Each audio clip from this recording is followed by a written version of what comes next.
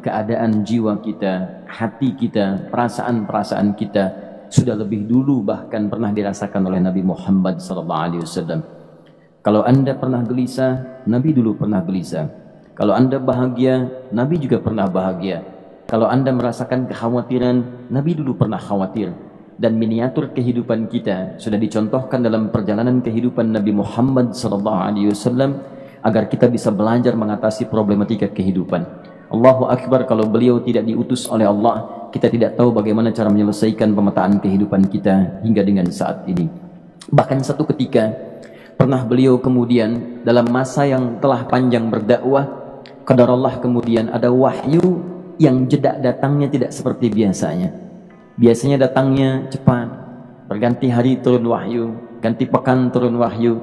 Ini beberapa masa wahyu belum turun. Ada hikmah di balik itu. Teman-teman sekalian, tiba-tiba beliau naik ke atas bukit, wahyu belum turun juga. Pulang ke rumah, belum turun juga. Sampai keadaan itu terlihat oleh kalangan kafir Quraisy dan mereka berkata, lihatlah Muhammad sudah gila. Dituduh gila. Jadi kalau Anda cuma dituduh dengan hal-hal yang ringan, dituduh soleh, kan? Dituduh kemudian orang yang berubah, dituduh semakin beriman dan sebagainya, barangkali itu lebih baik. Nabi dituduh gila, Anda bayangkan. Tuh Muhammad sudah gila. Muhammad sudah ditinggalkan oleh Tuhannya. Muhammad sudah kehilangan pegangannya. Muhammad sudah tidak punya orientasi. Orangnya sudah nggak jelas, bolak-balik tidak karuan. Naik ke atas bukit seakan-akan orang yang frustasi dan seterusnya. Tapi tahukah Anda apa yang terjadi?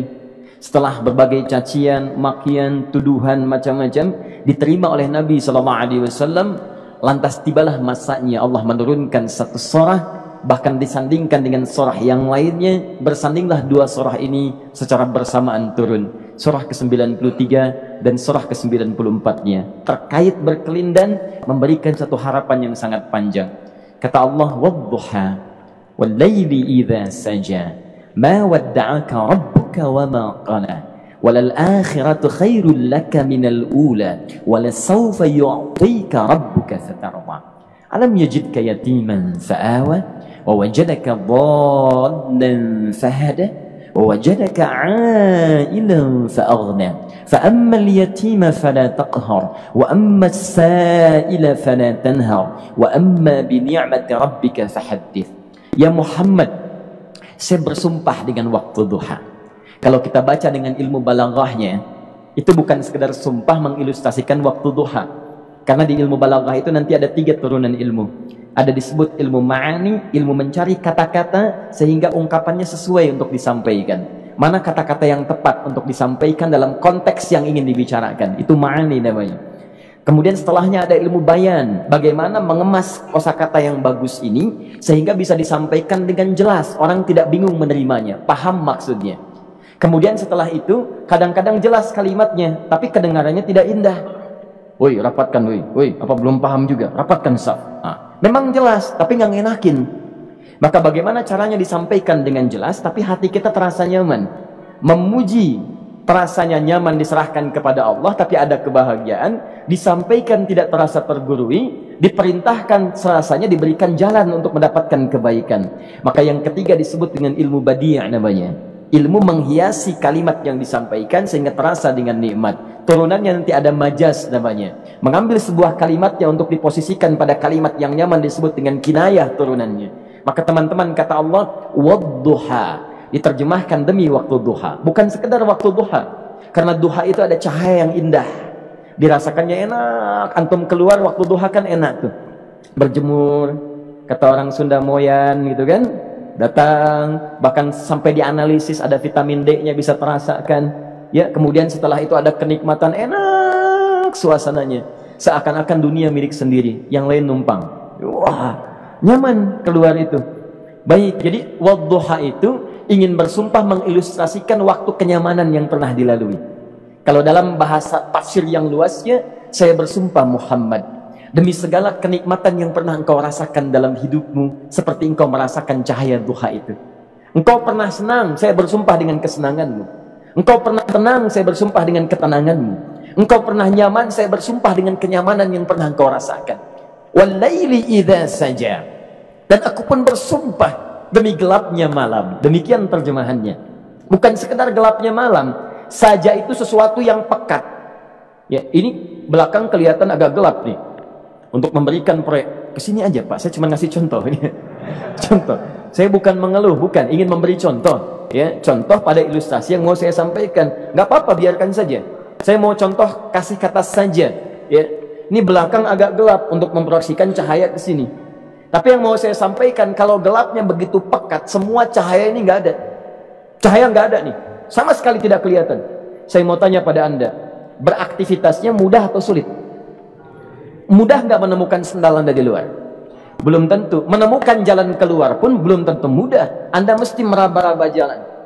Anda mesti kemudian melihat sesuatu dengan pandangan mata hati Anda. Raba, dan sebagainya. Sampai menemukan jalan itu pun belum tentu benar. Itulah yang disebut dengan gelapnya malam saja pekat. Kadang-kadang ada orang yang menghadapi satu kesulitan yang pekat, suasananya siang, cuman karena masalahnya begitu pekat seakan-akan membuat diri dia gelap. Jalan susah, limbung gitu. Kenapa gelap ya? Padahal terang. Karena masalah menggelimuti dirinya, seakan-akan dia diselimuti masalah yang gelap. Bimbang dia, makan nggak enak, minum nggak nyaman, dan seterusnya. Ya, biasanya makan ayam tenang, ini dikasih yang lebih enak juga rasanya pahit, nggak enak zamannya. Maka kalau kita ilustrasikan dalam suasana tadi Muhammad, saya bersumpah, engkau pernah hidup nyaman, ataupun engkau mengalami masalah yang sangat pekat dalam kehidupan. Engkau alami sesuatu yang dahsyat, sampai engkau bingung, bimbang, pekat, mereka menuduhmu dengan macam-macam. Ma wadda'aka rabbuka wa ma qala.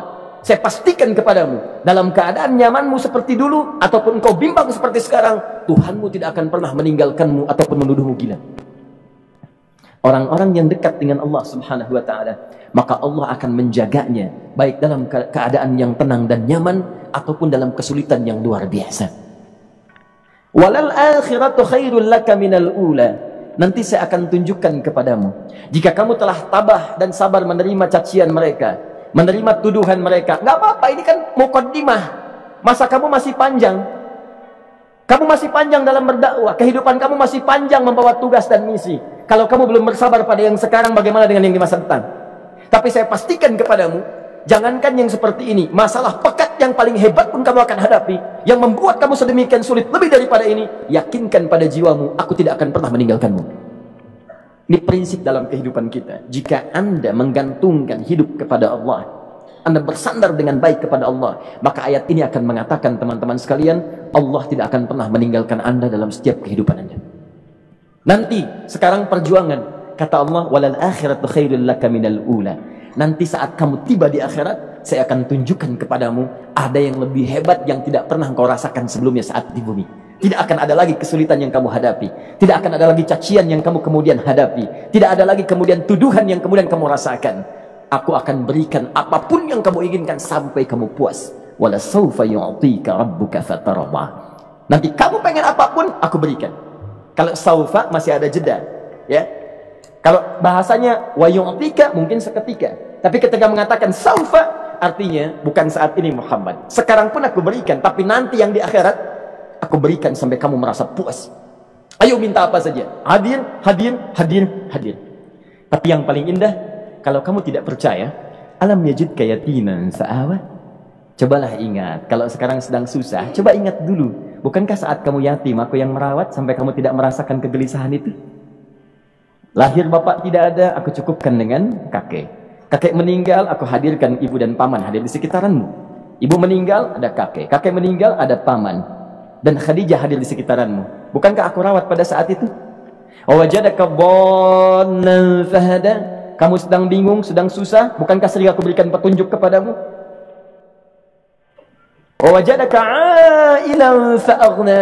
Kamu merasakan kesulitan, lahir dalam keadaan yatim, tidak ada pendukung, maka aku jadikan kaya. Bukankah saat kamu menikah dengan Khadijah, aku tambahkan lagi pendukung untuk misi dakwahmu? Ini pesan dalam Al-Quran. Kalau Anda sedang merasa susah, kalau ingin menenangkan diri, ingat-ingat yang baik-baik yang dulu. Kalau Anda sedang jatuh dalam bisnis, ingat-ingat saat Anda meningkat dalam bisnis Anda. Allah tidak pernah tinggalkan Anda. Mungkin ini ujian untuk membuat Anda lebih hebat lagi di masa depan. Kalau Anda tidak tahan bantingan yang sekarang, bagaimana Anda bisa mengatasi pelintiran yang akan datang? Karena dalam kehidupan bukan cuma dibanting. Anda mungkin mengalami penyingkiran, penyungkuran, lipatan, guntingan, bantingan, macam-macam. Jikalau satu gaya belum bisa Anda atasi, bagaimana Anda bisa berharap mendapatkan turunan yang lainnya? Selalu ingat bahwa jika hidup Anda ingin tampil gaya, Anda harus merasakan tekanan dalam kehidupan. Karena F selalu berbanding lurus dengan P, hukum Pascalnya. Gaya berbanding lurus dengan tekanan. Orang yang ingin tampil gaya dalam kehidupan, maka dia mesti siap menghadapi tantangan-tantangan hidup yang diatasi. Turun ayat sampai ujungnya. Jikalau kamu sudah begini lagi, jangan pernah kamu bentak orang lain. Jangan pernah merendahkan orang lain.